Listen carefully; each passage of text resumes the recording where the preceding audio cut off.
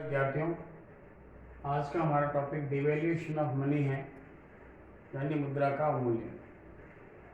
देखिए, इस टॉपिक को प्रारंभ करने से पहले मैं आपको बता दूं कि किसी भी देश की अर्थव्यवस्था में विदेशी व्यापार का बहुत बड़ा योगदान होता है, क्योंकि विदेशी व्यापार के माध्यम से किसी भी देश की अर्थव्यवस्था अपने आर्थिक विकास की गति को पकड़ सकती है, रोजगार का सृजन कर सकती है, अपने देश की मूलभूत आवश्यकताओं की पूर्ति कर सकती है, औद्योगिकीकरण को बढ़ावा दे सकती है। लेकिन अनेक बार अंतर्राष्ट्रीय व्यापार में प्रतिस्पर्धा के कारण से कुछ ऐसी स्थितियां पनप जाती है जिसके कारण से विकासशील राष्ट्र अपने निर्यातों को बढ़ा नहीं पाते हैं और उसके अतिरिक्त विकासशील देशों में कुछ विशिष्ट प्रकार की समस्याएं देखने को मिलती है, जैसे वहाँ का व्यापार संतुलन और भुगतान संतुलन जो है वो अनुकूल नहीं होता है, यानी प्रतिकूल अवस्था में होता है, और उन पर ऋण भार काफ़ी अधिक होता है। ऐसी स्थिति में जो है वहाँ की सरकारें अवमूल्यन का सहारा लेकर के अपने निर्यातों को बढ़ाने का प्रयास करती है, अपने प्राकृतिक और मानवीय संसाधनों को अधिकतम प्रयोग करते हुए निर्यातों को बढ़ाने का प्रयास किया जाता है। अपने घरेलू उद्योगों को विदेशी प्रतियोगिताओं से बचाने के लिए आयातों पर प्रतिबंध लगाया जाता है और यानी निर्यातों को बढ़ाया जाता है और आयातों में कमी की जाती है। अगर हम अवमूल्यन के बारे में देखें, मुद्रा का अवमूल्यन क्या है, तो हम सामान्य शब्दों में यही कहेंगे कि जब एक राष्ट्र जानबूझ करके जो है अन्य राष्ट्रों की तुलना में अपनी मुद्रा का मूल्य कम कर लेता है, उसे डिवैल्यूएशन या अवमूल्यन कहा जाता है।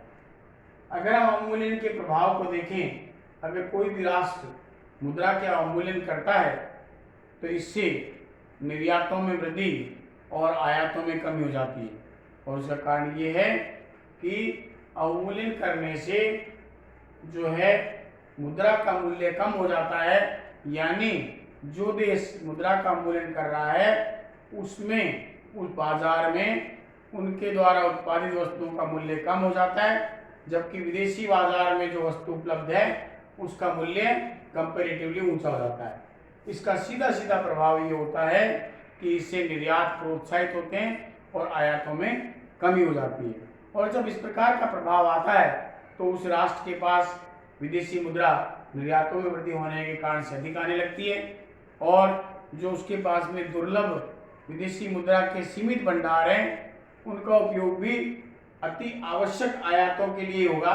क्योंकि कंपेरेटिवली आयात महंगे हो जाते हैं, इसलिए दूसरे जो हमारे देश में स्थित जो व्यापारी हैं जो वो आयातों को क्या कर देते हैं, कर्टेल कर देते हैं, कम कर देते हैं। तो इस प्रकार का जो है अवमूल्यन एक इस प्रकार की कार्रवाई है जो किसी भी राष्ट्र के लिए निर्यातों में वृद्धि और आयातों में कमी करती है। तो हम ये कहेंगे एक राष्ट्र के द्वारा जो है अन्य राष्ट्रों की मुद्राओं के मूल्यों की तुलना में जानबूझ करके मुद्रा का मूल्य कम कर देना अवमूल्यन कहलाता है। अगर हम इसके अगले कंटेंट में देखें कि what are the main objectives of devaluation, यानी अवमूल्यन के क्या उद्देश्य हो सकते हैं, तो हम इन्हें निम्न बिंदुओं के माध्यम से स्पष्ट कर सकते हैं। सबसे पहला एक्सपोर्ट प्रमोशन, जैसा कि भी मैंने आपको बताया है, अवमूल्यन का उद्देश्य निर्यातों में तेजी से वृद्धि करना है अथवा निर्यातों को प्रोत्साहन देना है। अवमूल्यन का सीधा प्रभाव निर्यातों पर पड़ता है, क्योंकि हमारे देश में उत्पादित वस्तु सस्ती हो जाती है, जबकि दूसरे राष्ट्रों में बनी हुई वस्तुएं जिनका हम आयात करना चाहते हैं वो महंगी हो जाती है। इससे क्या होता है कि निर्यात हमारे बढ़ने लगते हैं, निर्यातों को प्रोत्साहन मिलता है और निर्यातों में तेजी से वृद्धि होने लगती है। दूसरा ऑब्जेक्ट है इसका उद्देश्य रिडक्शन इन इंपोर्ट, यानी मुद्रा के अवमूल्यन का दूसरा उद्देश्य होता है आयातों में कमी करना। प्रत्येक विकासशील राष्ट्र चाहता है कि वह कम से कम विदेशी भंडार जो उसके मुद्रा के हैं उसका वो प्रयोग अति आवश्यक आयात के लिए ही करे। ऐसी स्थिति में वह आयात को हतोत्साहित करने के लिए अवमूल्यन का सहारा लेता है। तो अवमूल्यन का उद्देश्य आयातों में कमी करना भी होता है। Number 3, correction in balance of trade. देखिए, व्यापार संतुलन में सुधार करना। अधिकांशतः विकासशील राष्ट्रों की ये विशेषता देखी गई है कि उनके निर्यात आयातों की तुलना में क्या होते हैं, कम होते हैं। और उसका कारण ये है कि विकासशील राष्ट्र होने के कारण से उन्हें भारी मात्रा में देश के नागरिकों की आवश्यकता को पूरी करने के लिए पेट्रोल, पेट्रोलियम प्रोडक्ट, मशीनरी, भारी मशीनरी का आयात करना पड़ता है। ऐसी स्थिति में जो है उनके आयात बढ़ जाते हैं और निर्यात कम होते हैं। और बैलेंस ऑफ ट्रेड का जो फॉर्मूला होता है वो ये है कि आप एक वर्ष विशेष में एक राष्ट्र के द्वारा जितनी वस्तुओं का आयात और निर्यात किया जाता है उसका जो लेखा जोखा है वो हमारा बैलेंस ऑफ ट्रेड कहलाता है। इसलिए ये देखा गया है कि बैलेंस ऑफ ट्रेड में विकासशील देशों में प्रतिकूल असाम्यता पाई जाती है। इसलिए बैलेंस ऑफ ट्रेड की प्रतिकूल असाम्यता को सुधारने के लिए डिवैल्यूएशन का सहारा लिया जाता है, जिससे सीधा प्रभाव ये होता है उस राष्ट्र के निर्यात बढ़ जाते हैं, आयात कम हो जाते हैं, स्वतः ही व्यापार संतुलन में एक अनुकूल स्थिति उत्पन्न होना प्रारंभ हो जाती है। नंबर 4 है protection to the domestic industry. देखिए, प्रोटेक्शन का एक टूल माना जाता है डिवैल्यूएशन। अवमूल्यन के द्वारा अगर कोई भी राष्ट्र जो है अपने घरेलू उद्योगों को संरक्षण प्रदान करना चाहता है तो वो क्या करना चाहेगा, वो आयातों में कमी करना चाहेगा, निर्यातों में बढ़ाना चाहेगा, ताकि घरेलू वस्तु जो उनके द्वारा उत्पादित की जा रही है, जो हमारी डोमेस्टिक इंडस्ट्री है, उनके द्वारा उत्पादित वस्तु का अंतर्राष्ट्रीय बाजार में मांग बढ़े, उनके द्वारा निर्यात ज़्यादा हो और आयातों को हतोत्साहित किया जा सके, ताकि उन उद्योगों को संरक्षण प्राप्त हो सके। उसके बाद चेक ऑन डंपिंग, राशिपातन पर रोक लगाना। देखिए, राशिपातन का मतलब होता है कि एक राष्ट्र के द्वारा अपना अंतर्राष्ट्रीय बाजार बनाने के लिए कठोर प्रतिस्पर्धा का सामना करने के लिए जानबूझ करके लागत से भी कम मूल्य पर वस्तु का विक्रय करना अंतर्राष्ट्रीय बाजार में, ताकि वो अपना एकाधिकार कायम कर सके, उसे राशिपातन या डंपिंग कहा जाता है। तो देखिए, डंपिंग हमेशा ही ये जो है लाभप्रद नहीं होता है। अगर दूसरा राष्ट्र भी अगर रिटेटरी फंक्शन करे, बदली कार्रवाई करे, तो जो है ये संभव नहीं हो पाता।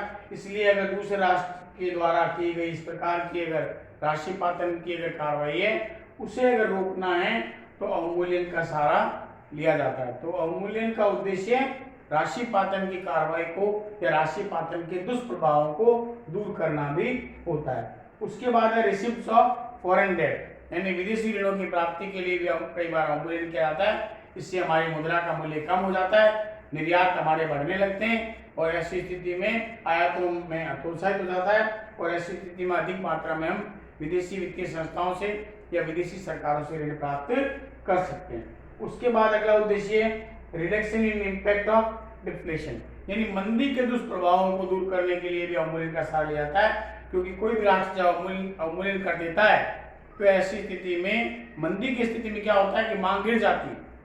मंदी एक ऐसी स्थिति है जिसके अंदर जो है मुद्रा, जो वस्तु और सेवाओं का जो मूल्य है वो कम हो जाता है, मुद्रा का मूल्य जो कहता है क्या होता है, बढ़ जाता है, लेकिन बाजार में वस्तुओं की मांग कम हो जाती है। उस मांग को बूस्टअप करने के लिए, मांग को में वृद्धि करने के लिए वहाँ की सरकारें अवमूल्यन का सहारा लेती है। इसलिए आंतरिक मांग में वृद्धि हो जाती है और मंदी के जो दुष्प्रभाव हैं वो धीरे धीरे कम हो जाते हैं। क्यों? क्योंकि जब निर्यात बढ़ने लगते हैं तो उत्पादन में वृद्धि होती है और उत्पादन में वृद्धि होने से लोगों को रोजगार मिलता है। रोजगार का सीधा संबंध आय से होता है, आय का सीधा संबंध किससे होता है, उपभोग और बचत से होता है। और इस प्रकार से लगातार इस प्रकार की जब स्थिति बनती है तो अर्थव्यवस्था धीरे धीरे मंदी के दुष्प्रभावों से बाहर आ जाती है। उसके बाद है रिवेंज, यानी बदले के लिए भी अवमूल्यन का सहारा लिया जाता है। अगर एक राष्ट्र के द्वारा अवमूल्यन किया गया है तो इसका तात्पर्य ये नहीं है कि उसको उसी समय लाभ मिल जाएगा, उसके निर्यात बढ़ जाएंगे। अगर दूसरा राष्ट्र भी अगर बदले की कार्रवाई करे तो है उसे वो लाभ नहीं मिल पाएगा, क्योंकि वो जिसने अगर उसने एक राष्ट्र ने अपनी वस्तु का मूल्य, अपनी मुद्रा का मूल्य कम किया है तो दूसरा राष्ट्र भी करेगा तो उसका लाभ प्राप्त नहीं हो पाएगा। तो अनेक बार बदले की कार्रवाई में भी जो है अवमूल्यन का सहारा जो है सरकारों के द्वारा लिया जाता है। अगला कंटेंट आता है कि कंडीशंस क्या है। देखिए, मैं आपको बताता हूँ, every time of devaluation by a country is not a successful. हमेशा ही अवमूल्यन का सहारा लेकर के निर्यातों में वृद्धि करना और आयातों में कमी कर देना हमेशा लाभप्रद नहीं होता। इसकी कुछ टर्म कंडीशन है, और वो कंडीशंस क्या है? सबसे पहले इंटरनेशनल कोऑपरेशन, अंतर्राष्ट्रीय सहयोग होना चाहिए। दूसरा राष्ट्र अगर किसी विकासशील राष्ट्र की हेल्प करना चाहता है, उसे सहयोग करना चाहता है, उसके निर्यातों में वृद्धि करवाना चाहता है, उसके आर्थिक विकास का मार्ग प्रशस्त करवाना चाहता है, उसे विकास की दर को बढ़ाना चाहता है, तो वो कोई विरोध नहीं करे। यानी अवमूल्यन तभी सफल होगा कि अगर एक राष्ट्र के द्वारा अवमूल्यन किया गया तो दूसरा राष्ट्र उसका विरोध नहीं करे, उनमें म्यूचुअल कोऑपरेशन की भावना डेवलप हो। ये टर्म कंडीशन सबसे पहली है। नंबर 2, इलास्टिक डिमांड, यानी आयात और निर्यातों में जो लोच है वो अधिक लोचदार होनी चाहिए, इलास्टिक डिमांड होनी चाहिए, यानी तब जाकर के डिवैल्यूएशन वहां सक्सेस होगा, अन्यथा सफल नहीं हो पाएगा। फिर लेक ऑफ कंट्रोल, यानी नियंत्रण का अभाव। अवमूल्यन जो है उसी समय सफल हो सकता है जब नियंत्रणों का अभाव हो, आयातों में, निर्यातों में, मूल्य में कमी में, मूल्य में वृद्धि में किसी भी प्रकार का कोई सरकारी नियंत्रण नहीं होना चाहिए। अगर इस प्रकार की स्थिति है तो निश्चित तौर पर अवमूल्यन सफल होगा, अन्यथा सफल नहीं हो पाएगा। उसके बाद चेक ऑन इन्फ्लेशन। देखिए अर्थव्यवस्था में दो फिनोमेना आते हैं हमेशा, एक इन्फ्लेशन होता है, दूसरा डिफ्लेशन, मुद्रा प्रसार अथवा मुद्रा संकुचन। मुद्रा संकुचन मतलब मंदी, और इन्फ्लेशन का मतलब तेजी, प्रसार, मुद्रा फैलना, इंटरनल प्राइस लेवल पर जाना। डिवैल्यूएशन की ये शर्त है, अवमूल्यन तभी हो पाएगा जब वहां पर सरकार के द्वारा अथवा केंद्रीय बैंक के द्वारा मुद्रा प्रसार पर प्रभावी नियंत्रण लगाया जाए।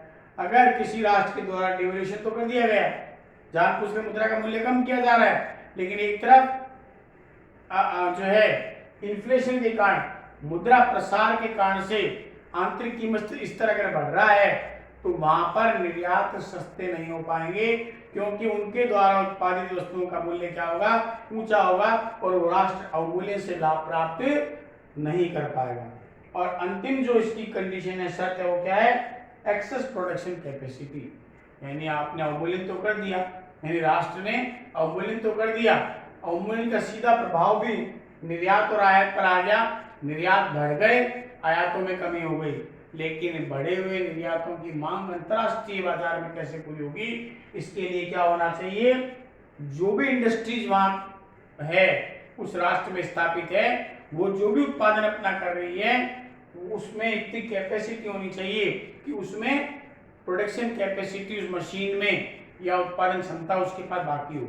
फॉर एग्जाम्पल, अगर 70% पर जो भी भारत में काम करने वाली, जो उत्पादन करने वाली इकाई 70% क्षमता पर काम कर रही है और अवमूल्यन किया गया, अवमूल्यन करते अंतर्राष्ट्रीय बाजार में निर्यातों की मांग बढ़ी, और बढ़ते ही जो है उत्पादन देना पड़ेगा, इसलिए क्या होना चाहिए कि वहां उनके पास में एक्सेस कैपेसिटी जो है वो होनी चाहिए, तभी जाकर के किए गए अवमूल्यन का जो लाभ है उस राष्ट्र को प्राप्त हो पाएगा। क्योंकि जैसे निर्यात बढ़ेंगे, आयातों में कमी आएगी, तो उन फर्मों को, उन उद्योगों को, उन राष्ट्रों को अपनी उत्पादन क्षमता में वृद्धि करनी होगी।